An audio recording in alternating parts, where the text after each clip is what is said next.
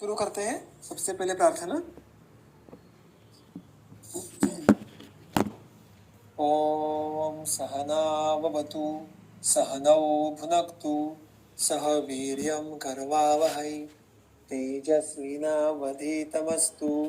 मा विद्विषावहै। ओम शांति शांति शांति।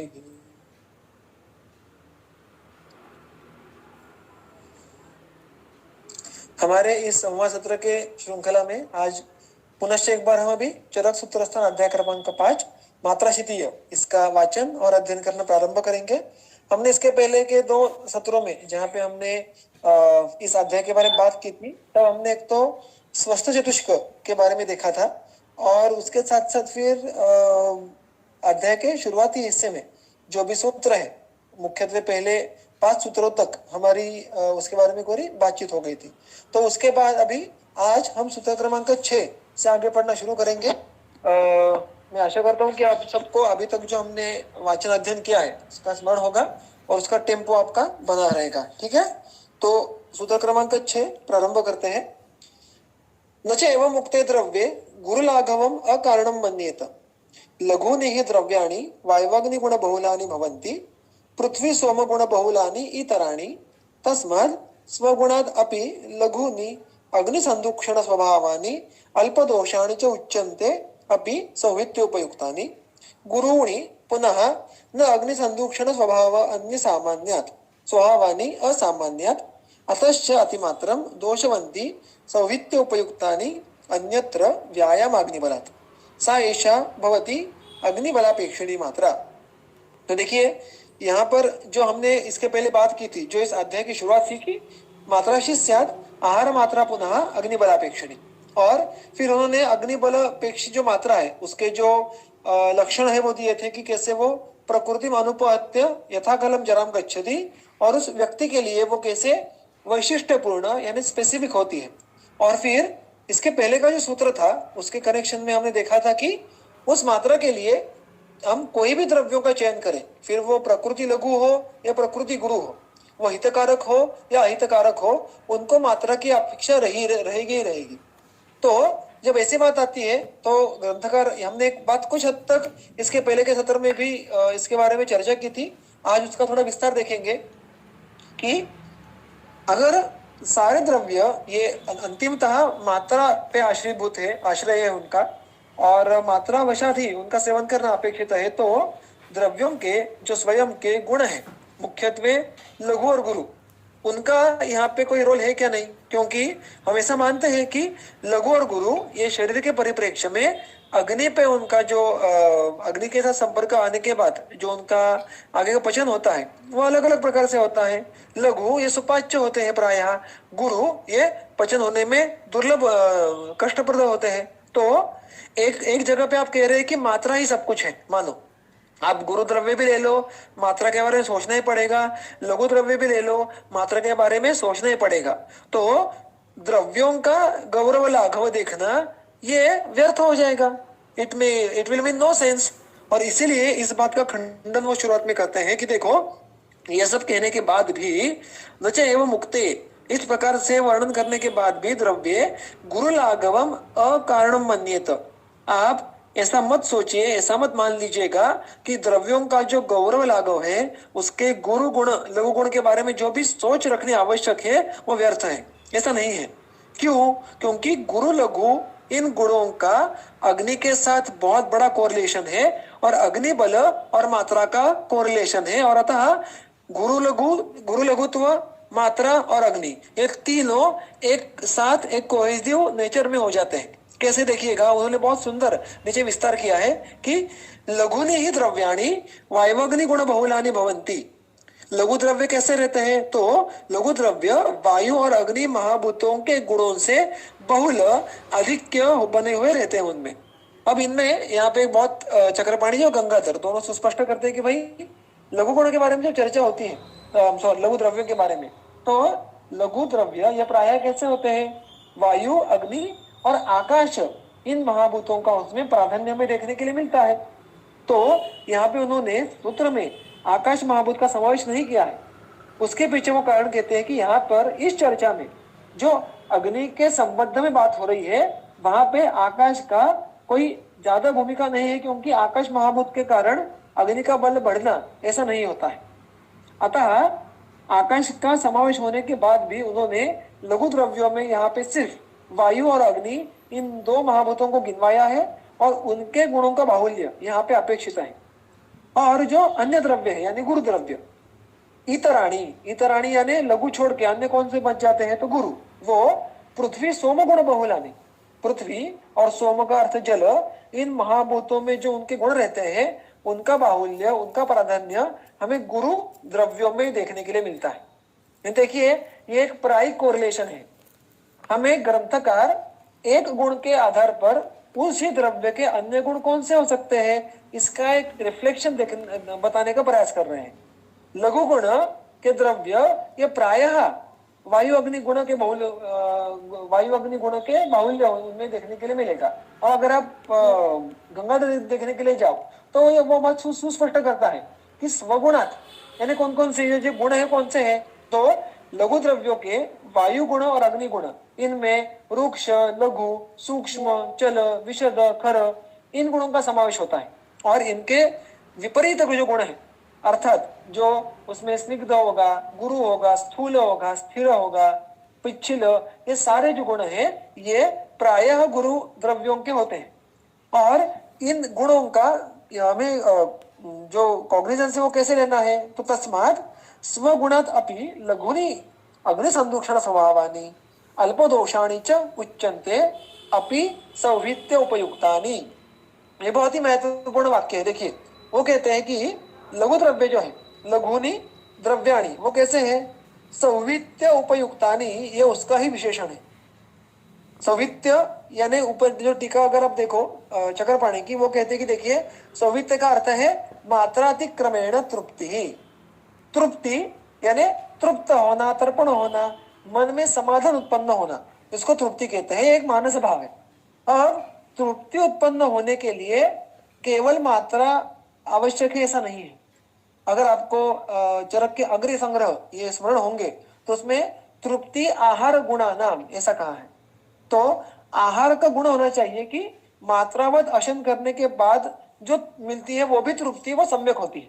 और जिस प्रकार का आहार योग्य मात्रा में तृप्ति उत्पन्न करे वो गुणवान आहार ऐसा कहा गया है। और यहाँ पर उन्होंने क्या कहा है कि यहाँ पर तृप्ति ये not in the context of test of the food, मैंने बहुत जिसको अच्छा स्वाद था उस प्रकार का खाना खा के तृप्ति आई है, ऐसा अर्थ यहाँ पे लेने के बजाय सौवित्यम मात्रातिक्रमेण तृप्ति, पेट भर के खाना खाना, इसको यहाँ पे तृप्ति कहा है। So it is a mathematical arithmetic which is a quantity wise the सौवित्य विच इज मेंशन्ड हियर, कि पेट भरना, ऐसी भावना होना कि अभी मेरा पेट पूरा भर गया है, उसको हम यहाँ पे सौवित्य कहेंगे। इसका और एक अर्थ तृप्ति है। तो देखिए उस बारे में चर्चा हो रही है इस सूत्र में और आगे के सूत्र में भी, क्योंकि पेट भर के खाना खाना ये मात्रा का विषय है। तो अगर कोई व्यक्ति लघु द्रव्य का सेवन करेगा और मानो वो उसको पेट भर भी खाएगा, अपी यानी भी ऑल्सो, तो उन्होंने वहां पे क्या बातें कही है, उस पे दो एस्पेक्ट है। स्वगुणात अग्नि संदूक्षण स्वभावानी, ये जो लघु द्रव्य है वो स्वयं के इन सारे गुणों से जिनकी गिनती हमने अभी अभी की, वो कैसे होते हैं, वो अग्नि संदूक्षण स्वभाव के होते हैं। तो अग्नि के गुण यानी हमारे जाठराग्नि के गुण और लघु द्रव्यों के गुण, इनमें सामान्यत्व पाया जाता है। और हम सामान्य विशेष सिद्धांत को जानते हैं। उसका एक बहुत ही सिंपल एप्लीकेशन है कि लघु द्रव्य और अग्नि यानी जाठराग्नि, इनमें गुण सामान्य होने के कारण लघु द्रव्य अग्नि का संदूषण करते हैं, उसका उद्दीपन करते हैं। ये हो गया उसका एक एस्पेक्ट। और दूसरा क्या है, अल्पदोषाणि च उच्यन्ते सौवित्य उपयुक्तानि। अगर मानो आपने लघु द्रव्य को मात्रा का व्यतिक्रम करके, यानी जो मात्रा का नियम हमने देखा था जो त्रिविध कुक्षीय में दिया है, उस नियम को लांघ कर अति मात्रा में सेवन कर भी लिया मानो कभी कभार लघु द्रव्य का, तो भी उससे अल्पदोषाणि, उससे जो भी दोष प्राप्त होंगे, जो भी विकृतियां होने की संभावना रहेगी, अयुन की संभावना रहेगी, उसका बल ये अत्यल्प रहेगा, अल्प रहेगा। यानी द पॉसिबिलिटी ऑफ कॉम्प्लिकेशंस और any kind of complaint after having full stomach of लघु अन्न इज वेरी लेस, उससे अल्प दोष उत्पन्न होंगे।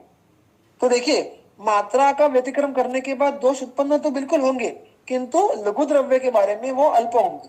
क्यों? उसका अर्थ उन्होंने पहले ही दिया है, क्योंकि अधिकतर वो अग्नि के समान गुणों का है। अब देखिए, यहाँ पे एक प्रश्न उपस्थित होना चाहिए जो टीकाकार उपस्थित करते हैं कि लघु ये अग्नि समान गुण का है, तो उसका अतिमात्र सेवन उससे अग्निमंद्य कैसे आएगा?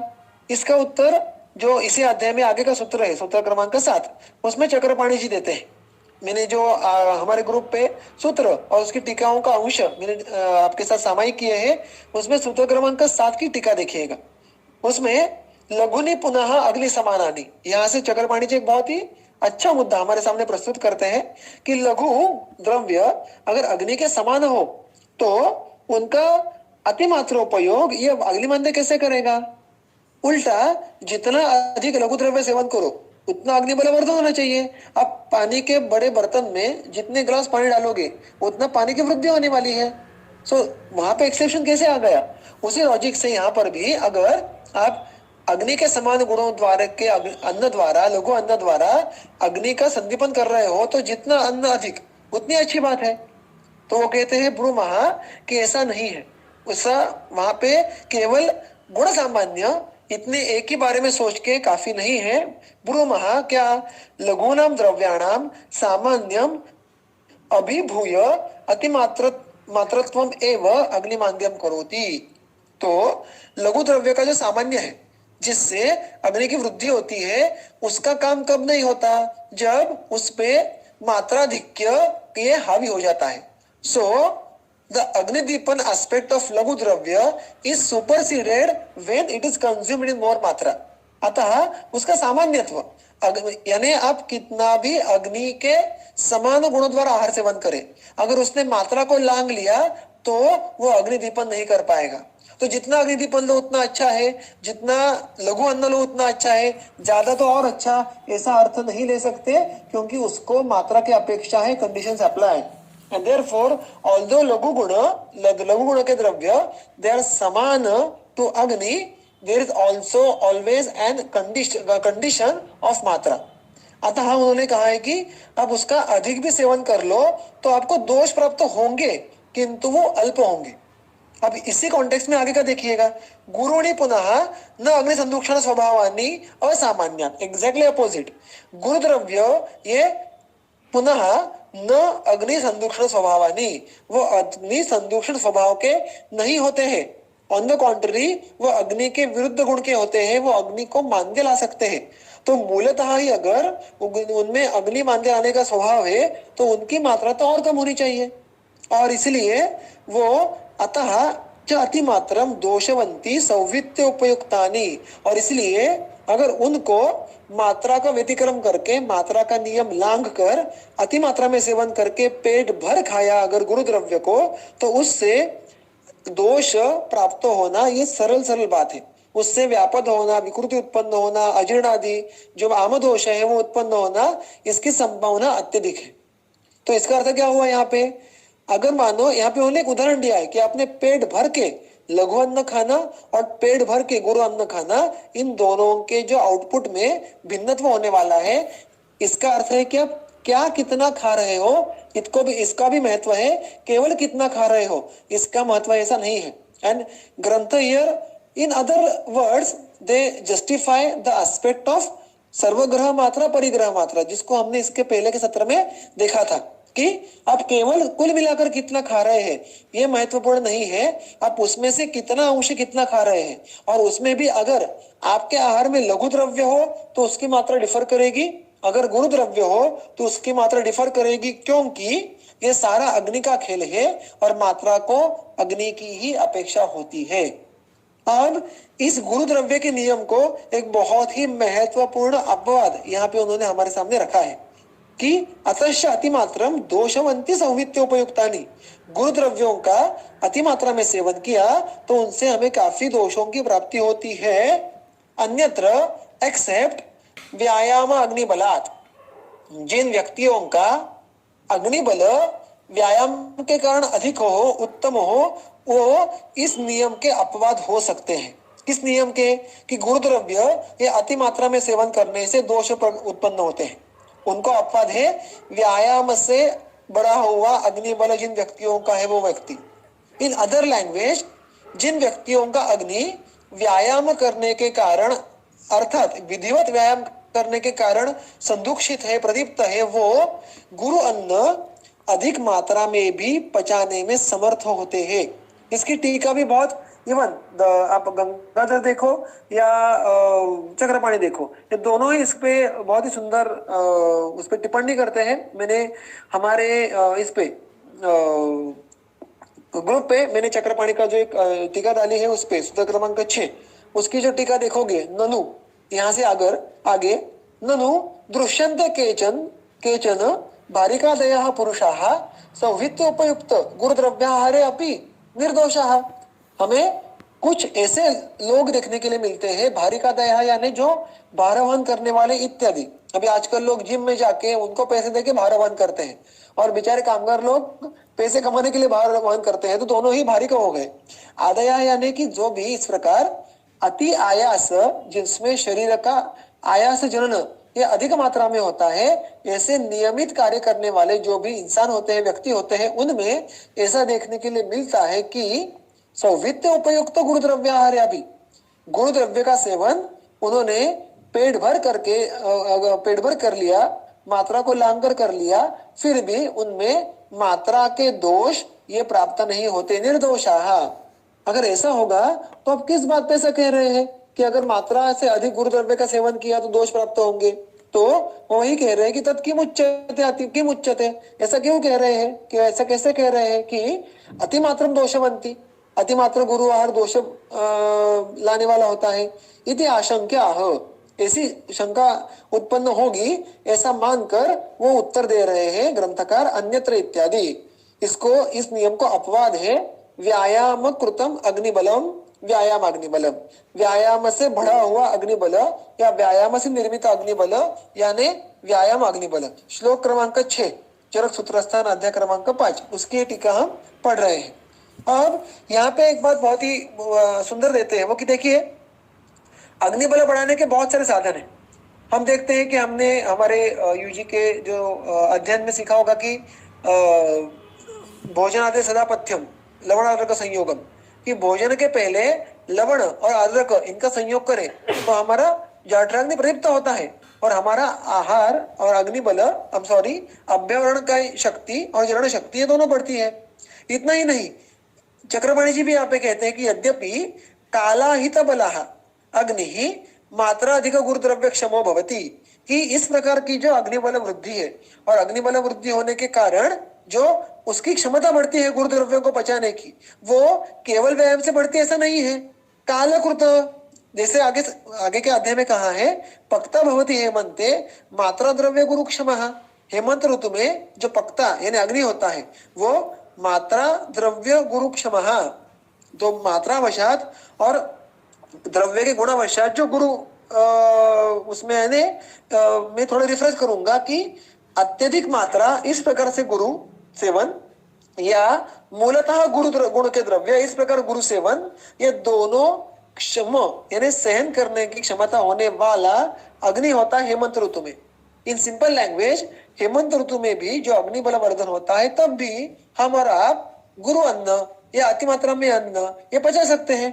तो यहाँ पे उन्होंने स्पेसिफिकली व्यायाम से दीप्त हुआ अग्नि ऐसा क्यों कहा है? तो वहां पे कहते हैं आगे चक्रपाणी जी, तथापि व्यायामहित बलः वह्निः नितराम बलवान भवति इति अयमेव प्रधान परिग्रहात् उक्तः, कि जो हेमंत का अग्निबल बढ़ा है वो केवल हेमंत के लिए ही बढ़ा रहेगा, किंतु आप जब व्यायाम का समावेश करते हैं तो आप दिनचर्या में उसका समावेश करते हैं। और इसीलिए गंगाधर भी इसमें बहुत सुंदर एक वचन रखते हैं कि व्यायाम जनित अग्निबलस्य, व्यायाम से उत्पन्न अग्निबल का अप्रतिघातत्वेन यानी उसका पराभव करना ये संभव नहीं होता है। इतना अच्छा बल ये व्यायाम से बढ़ता है। किनके तुलना में? हेमंत आदि काला हित अग्निबलस्य, यानी हेमंत से जितना अग्निबल बढ़ेगा उसमें स्थैर्य होने की पॉसिबिलिटी जितनी कम है उससे कहीं अधिक स्थैर्य अग्नि के बल में व्यायाम का कारण होगा। अतः व्यायाम का जो इफेक्ट ये अग्नि पे होता है वो चिरकाल तक टिकता है और उससे अग्निबल निरंतर ये दीप्त रहता है।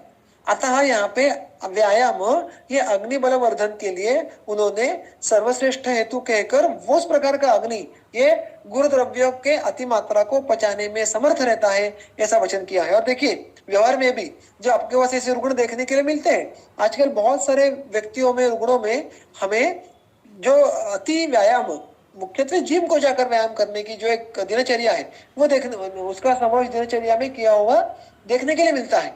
और प्रायः इन व्यक्तियों में आहार के बाजू से अपथ्य और संभाव्य जो हेतु है उनका सेवन ये चालू होते हुए देखने के लिए मिलता है। Because they have joined gym और उनको कुछ तो फिजिकल उनके माइलस्टोन्स होते हैं अचीव करने होते हैं या in general because of their lifestyle उनमें भिन्न भिन्न प्रकार के जिनको हम अपथ्य कहेंगे ऐसे बिल्कुल सेवन शुरू होता है।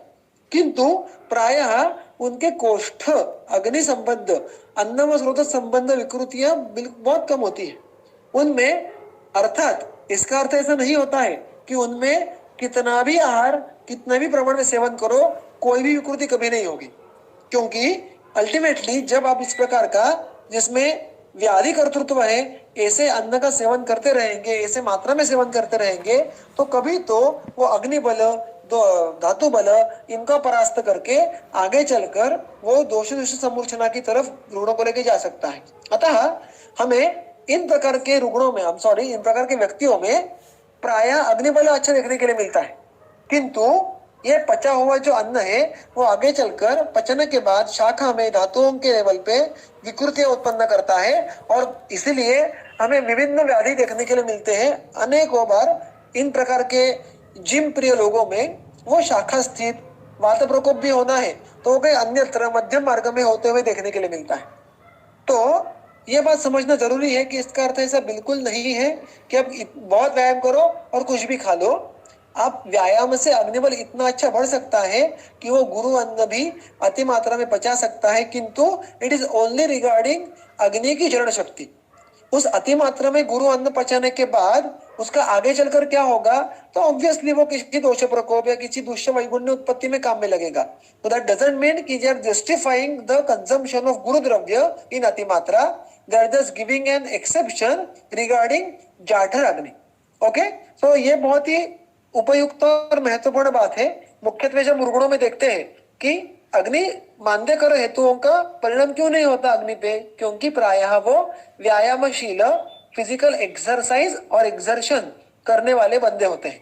ओके, सा एषा भवती अग्निबलापेक्षिणी मात्रा। और इस प्रकार ये जो हमने देखा था कि शुरुआत कैसे हुई थी इस अध्याय की, आहार मात्रा पुनः अग्निबलापेक्षिणी, और उसी प्रकार से वो यहाँ पे कहते हैं इस प्रकार ये जो मात्रा होती है ना वो अग्नि बलापेक्षिणी होती है। और ये कह के वो पुनः एक बार एम्फसिस कर रहे हैं जो इसके आगे का सूत्र है न च न अपेक्षित द्रव्यम।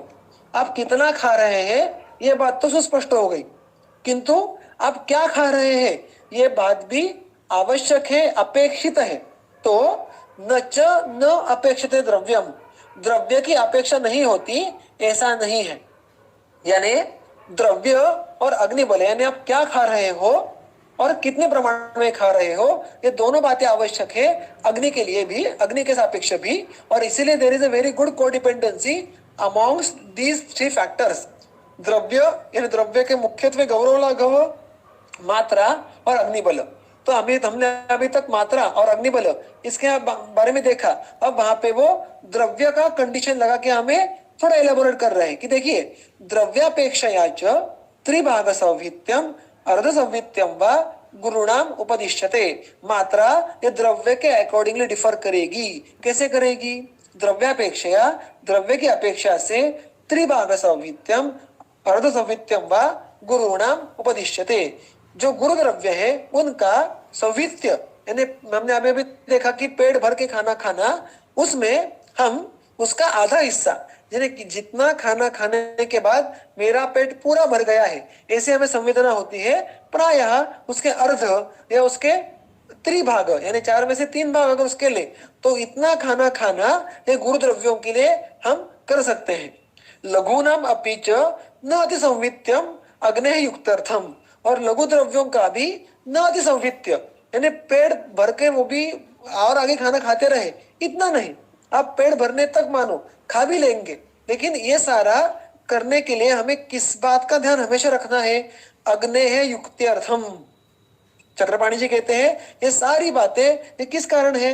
हमें अग्नि ही युक्तर्थम यानी अग्नि ये हमेशा हमें समस्थिति में लाना और रखना हमारे आरोग्य के लिए अत्यंत आवश्यक है।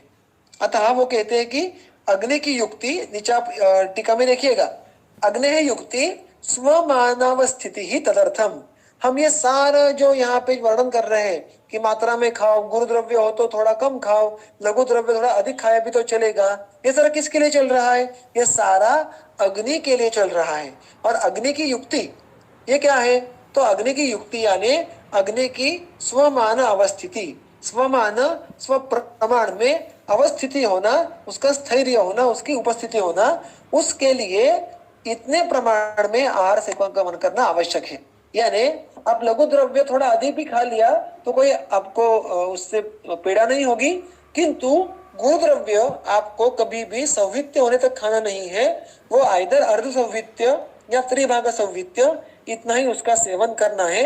इस प्रकार से वर्णन हमें इस सूत्र में देखने के लिए मिलता है। और इतने सारी सब चर्चा होने के बाद जो आगे का सूत्र आता है वहां पे वो इस टॉपिक का एक क्रक्स या एक ऐसा कहूंगा कि समरी ऐसा आपको आपके सामने रखते हैं कि देखिए, मात्रावधि अशनम अशितम अनुपहत्य प्रकृति बलवर्ण सुखायुषा योजयति उपयोक्तारम अवश्यमिति। वो कहते हैं कि इस प्रकार मात्रावत ही अशनम अशितम, अगर योग्य मात्रा में अशन यानी आहार का सेवन किया, भोजन किया, तो प्रकृति अनुपहत्य, इसके बारे में हमने चर्चा ये इसके पहले के सत्रों में की है कि प्रकृति अनुपहत्य इसके लिंग लक्षण कौन से हैं, वो हमें त्रिविध कुक्षीय अध्याय में देखने के लिए मिलते हैं। और जब इसी विषय के बारे में अध्ययन कर रहा था तो अष्टांग संग्रह जब पढ़ने का समय आया तो दोनों वाग्भटों ने, संग्रह और अष्टांग हृदय, इन दोनों ने मुख्यतः चरक सुश्रुत के संदर्भों को हमारे आकलन में सौकर्य लाने के लिए बहुत ही सुंदर प्रकार से रीअरेंज किया है। और वहां पे मुझे ये जो त्रिविध कुक्षीय के संदर्भ है वो अष्टांग संग्रह में मात्रा शितीय के अध्याय में ही देखने के लिए मिले, क्योंकि उसने समझा होगा कि चलो विमान स्थान तो अलग से नहीं है, तो विमान स्थानों के सिद्धांतों का हम इनकॉर्पोरेट ये सूत्र स्थान में करेंगे, और उसका अधिकरण उन्होंने अर्थात मात्रा शितीय रखा है। जो भी हमने योग्य मात्रा कितनी होती है कि जिससे पार्श्व का परिपोटन नहीं होता है वगैरह वगैरह, ये जो हृदय से अनवरोधा, ये सारे जो मुद्दे थे वो सारे प्रकृति अनुपहत्य इस मुद्दे के अंदर कैटेगराइज होते हैं। और बल वर्ण सुखायुषा योजयति उपयुक्तारम, जो उस आहार सेवन करने वाला है उसको बल वर्ण सुखायुषा, बल वर्ण और सुखायु इनसे वो उसको युक्त कर देता है। यानी इस प्रकार मात्रावत आहार सेवन करने से वो उस उपभोक्ता को बल वर्ण सुखायु इनकी प्राप्ति होती है। अवश्यम इति, और ये शब्द बहुत ही महत्वपूर्ण है। ये यहाँ पे जो चरक संहिता की ग्रंथों की एक खासियत है कि कहाँ पे किस शब्द का प्रयोग टू एम्फसाइज द पॉइंट करना है। यहाँ पे वो कहते हैं अवश्यम, बिल्कुल, फॉर श्योर, सर्टनली। तो क्यों? क्योंकि गंगाधर जी कहते हैं कि अवश्य यानी अन्य जो आहार के आहार विधि विशेष आयतन है उनसे मात्रा का प्राधान्य दर्शाने के लिए वो यहाँ पे अवश्य बात कर रहे हैं। चक्रपाणी जी क्या कहते हैं कि यह अवश्यम इति नियमः विरोधी कारणांतर अभावे सति बोद्धव्यः, वो थोड़ा अलग अर्थ लेते हैं। चक्रपाणी जी कहते हैं कि ये जो एक बहुत बड़ा कमिटमेंट उन्होंने दे दिया है कि आप अगर योग्य मात्रा में आहार सेवन करोगे तो आपको बल वर्ण सुखायु इन सारों की प्राप्ति होगी। तो इसको वो कहते हैं कि एक कंडीशन जो है वो है विरोधी कारण अंतर अभावे, उसको विरोध करने वाले, किसको विरोध करने वाले कि शरीर का बल वर्ण सुखायु ये कम हो, उसमें कुछ घट आ जाए, ऐसा करने वाले जो हेतु होंगे उसका अभाव होना अपेक्षित है। यानी Chakrapani is trying to convey to us कि जो मात्रावत आहार का सेवन करने से ये सारी चीजें अवश्य मिलने वाली है, उसमें कोई दूसरी विपरीत बात नहीं होनी चाहिए। इन अदर वर्ड्स, जो भी प्रकृति, कर्ण, संयोग, देश, काल, ये बाकी जो भी आहार विधि विशेष आयतन है वो भी इसके फेवर में होना आवश्यक है। आप कुछ भी खा लो चलेगा, और मैं मात्रावत खा रहा हूं, इससे हमें बल वर्ण सुखाई की प्राप्ति नहीं होगी, अतः अवश्य शब्द का उपयोग किया है, ऐसा कहना चक्रपाणी जी का है। और इसीलिए वो कहते हैं, और इवन अगर आप देखोगे कि चरक मीमांसा अध्याय क्रमांक 2 त्रिविध कुक्षीय, उसमें भी चरक संहिता यही बात कहते हैं कि केवल मात्रावत आहार का सेवन करना इतना सफिशिएंट नहीं होता है, वहां पर आपको अन्य बातों के बारे में भी सोचना आवश्यक है। चरक, अगर आपके पास चरक संहिता हो तो उसमें विमानस्थान अध्याय क्रमांक 2 सूत्र क्रमांक 4, वहां पे वो क्या कहते देखिएगा, न च केवलम मात्रावत्वात् एव आहारस्य कृष्णम आहार फल सौष्ठवम अवाप्तुम शक्यम। देयरफॉर ये कहने के, ये आगे कहा गया है, ये बात पता होने के कारण चक्रपाणी जी इसको पहले क्लियर कर देते हैं। क्या कहे ग्रंथ ने, क्या कहा है देखिए कि न च केवलम, केवल मात्र सिर्फ मात्रावत्वात् एव आहारस्य, आहार के केवल मात्रावत होने के कारण ही कृष्णम आहार फल सौष्ठवम अवाप्तुम शक्यम, कि आहार सेवन से हमें जो भी अच्छे अच्छे फल मिलने वाले हैं उन सारे फलों की प्राप्ति केवल योग्य मात्रा में आहार सेवन करने से नहीं होगी, शक्य ही नहीं है वैसा। प्रकृत्यादिनाम अष्टानाम आहार विधि विशेष आयतनानाम प्रविभक्त फलत्वात्, क्योंकि ये जो सारे 8 आहार विधि विशेष आयतन है, इनके स्वयं के अलग अलग फल है, जो कुल मिलाकर अंत में हमें आहार के सर्व फल ये प्राप्त करवाते हैं। तो what is moral of the story, इन सारे आहार विधि विशेष आयतनों में मात्रा का रोल ये प्रधान है, बहुत बड़ा है, किंतु वो अकेला काफी है ऐसा नहीं है, उसके साथ अन्य भी जो आयतन है उनकी भी उपस्थिति होना आवश्यक है। और ऐसा होगा तो हमें उस आहार से जो भी सबसे अच्छे फल मिल सकते हैं वो प्राप्त होंगे। और इस प्रकार यहाँ पे एक जो प्रकरण है हमने देखा था, वैसे इस पूरे चतुष्क के पहले अध्याय में जो एक विषय है उसका वो समापन करते हैं, और फिर भवन्ति च अत्र इस प्रकार की एक रचना करते हैं। तब भवन्ति च अत्र और तत्र श्लोकः, इस प्रकार की 2 रचनाएं हमें ग्रंथ में चरक संहिता में देखने के लिए मिलती है। दोनों इन प्रकार के जब वो घोषणा करते हैं, मानो कि भवन्ति च अत्र और तत्र श्लोकः, तो उसके आगे हमें पद्य रूप में सूत्र देखने के लिए मिलते हैं। यहाँ पर भी देखिए गुरु पृष्ठमयम तस्मात् वगैरह सूत्र आए हैं, और प्रायः हमने जो देखा था, आप अगर इसी अध्याय के अंत के पन्ने देखेंगे तो तत्र श्लोक आता है, वहां पर भी कुछ पद्य के सूत्र, छंदबद्ध सूत्र ये हमें आगे देखने के लिए मिलते हैं। तो इन दोनों प्रकार के रचनों का वैशिष्ट्य क्या है, तो यहाँ पे चक्रपाणी जी कहते हैं, देखिए अगर आपके पास सूत्र क्रमांक 2 की टीका है तो उसको देखिएगा, भवन्ति च अत्र इति तत्रकारस्य समयः अयम्, तत्रकार इस प्रकार से योग्य जो रचना करते हैं उसकी जो एक कालवशात एक जो उसका प्रेजेंटेशन करते हैं वो किस प्रकार से होता है, तो यत् पूर्व व्याख्यातार्थम संग्रहार्थम यदा श्लोकेन वक्तुम आरभते तदा भवति च अत्र इति करोति। कैसा है, आगे के सूत्रों में जो है वो बात क्या कहती है हमें, यत् पूर्व व्याख्यातार्थ संग्रहार्थम, इसके पहले जो व्याख्यान किया है उसका अर्थ उसका संग्रह करने के प्रयोजन से, यानी in nutshell whatever is described earlier उसका in crux in a short summarise manner उनको जब रिपीटेशन करना होता है तब वो इस प्रकार के श्लोक से बात कहने का प्रारंभ करते हैं। और उसी प्रकार अगर आप गंगाधर जी भी देखो तो बात वही करते हैं कि जो पूर्व व्याख्यात है उसका उपसंहार करना, उससे वो कहते हैं कि 2 बातें साध्य होती है, प्रमाणार्थम अधिकार्थंच, जो बात उनको ज्यादा हैमर करनी है, ज्यादा एम्फसिस करनी है, उन बातों को वो फिर एक बार सूत्रों में ढालकर हमारे सामने रखते हैं।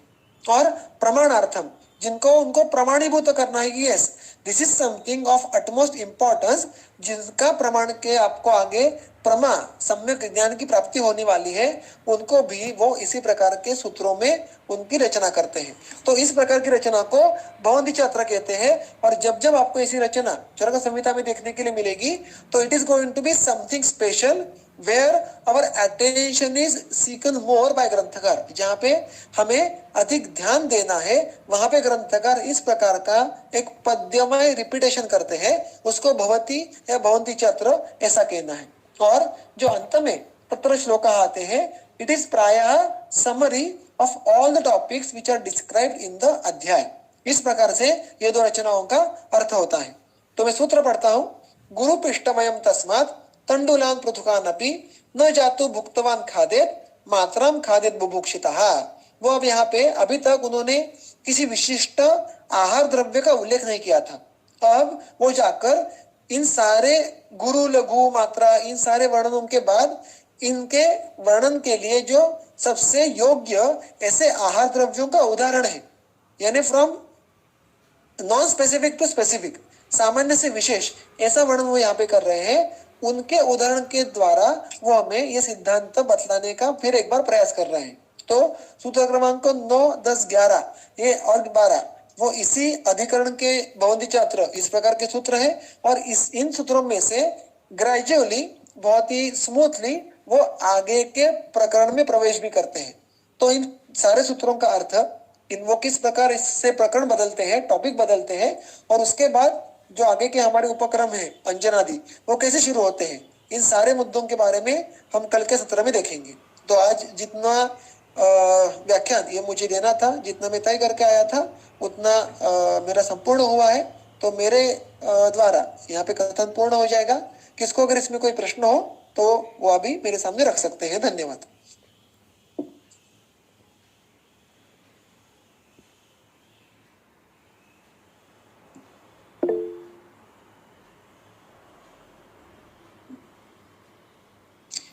ठीक है, अगर किसी को कोई प्रश्न नहीं होगा अभी, तो हमारे आज का जो सत्र है वो पूर्ण करते हैं। इसके बारे में कुछ भी अगर पूछना हो तो वैयक्तिक या ग्रुप पे आप निसंकोच मनोवृत्ती से पूछ सकते हैं। सबको शुभरात्रि, धन्यवाद। तर मुरमुरे पण लघु आहार मध्येच येतं ना? बिल्कुल बिल्कुल। हा, मग ते असं म्हणजे जास्त प्रमाणात खाल्लं की त्याच्याने दोष म्हणजे वातादी दोष हे होऊ शकतात ना? और ऐसा भी नहीं कि देखो यहाँ पे दोष का वातादी दोष प्रकोप इतना ही नहीं है, वो दो अर्थ है। दोष प्राप्त होना जिसको मराठी में कहते हैं कि कुछ तो उससे विकृति उत्पन्न होना, ऐसा अर्थ है। तो दोषवंती का अर्थ है कि it causes some abnormalities of वैषम्य इन द बॉडी। तो अब कितना भी लघु अन्न लो, वो चुरमुरे भी लो, आप लाजा भी लो, वो अगर प्रमाण से अधिक सेवन करोगे तो उससे अल्पशः क्यों ना हो, लेकिन कुछ तो दोष उत्पन्न होगा। That is the rule of मात्रा। Okay, thank you. Okay, you welcome.